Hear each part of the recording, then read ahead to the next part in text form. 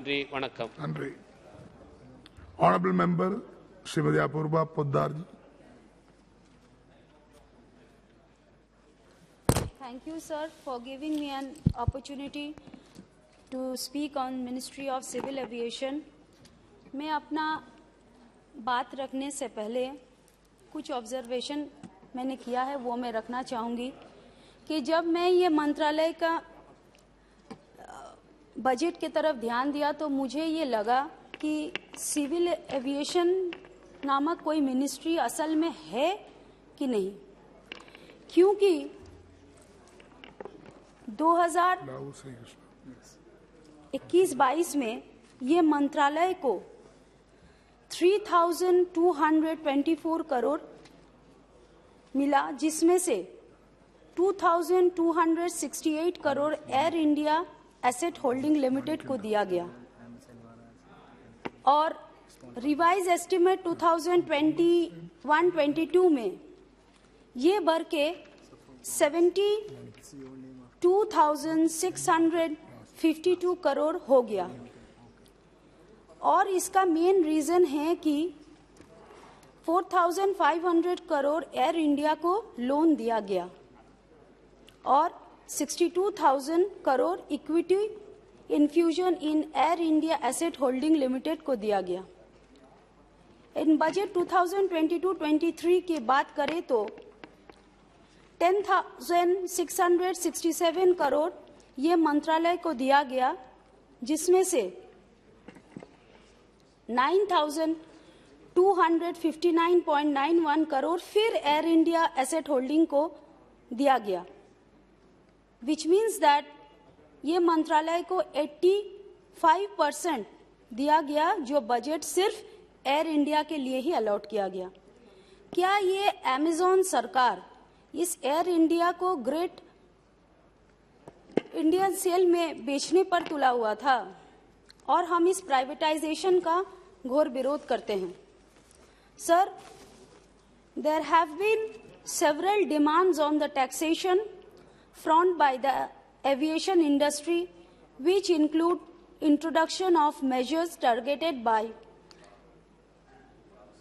augmenting the liquidity of Air India and airport operators, such as lowering of tax on air terminal fuel as well as reduction of 18 minimum alternate tax and an increase in the threshold of the amount that can be spent by the passengers at duty-free shop. Expenditure on air turbine fuel accounts for approximately 25 to 40% of the operational cost of the airlines, and therefore a reduction or waiver of tax is desirable. In order to equip the stakeholders with adequate working capital, the government could also consider announcing a reduction in the rate of interest of working capital lines being provided to airlines and airport operator, or make necessary adjustment in the emergency credit line guarantee scheme to ensure ready availability of working capital without the exposure of the lending institutions. Sir, the aero sports, which is one of the adventurous sports, has gained a popularity among the youth worldwide, in India as well as also.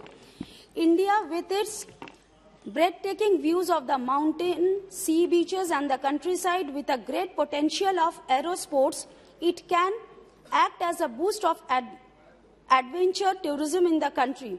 The government has made a mere token allocation of ₹1 crore for this development of aero sports by the Ministry of Finance. I would want to know from the Minister that why has there been a lack of interest shown by the Ministry of Civil Aviation in this promising field? Sir, the current cancellation charge, only 2 points, yes. Only 1 minute. The current cancellation charges are not regulated by the government, which has resulted in non-uniformity in cancellation charges by different airlines. This differs than flight of different airlines on the particular sector having the same starting and destination point, where the duration of flight is also the same.